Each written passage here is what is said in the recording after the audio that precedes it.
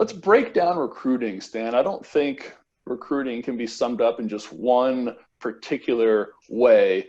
How do you divide recruiting? And let's spend some time diving into each topics that sum up recruiting as a whole.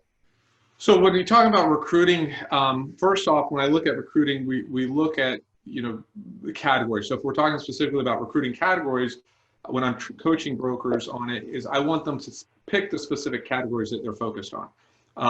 When I'm recruiting, I'm looking at newly licensed agents because, you grow organically, you build the culture with newly licensed agents. So that's one facet of recruiting. Another facet is you want that mid-level producer. So the 1 million to 3.3 million is two other categories.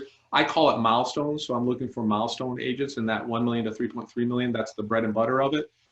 There's other parts that we look at for recruiting where we're looking at niches. So a lot of times when I'm talking to my brokers, they don't have somebody who's overseeing property management. They don't have somebody who's overseeing commercial development. They don't have somebody overseeing business brokeraging. So we look for specialty type positions for niches for recruiting. And then mergers acquisitions is a totally other beast to handle, which comes into play with recruiting, and it's a quick way to get to whatever goal number you set for recruiting. So mergers acquisitions.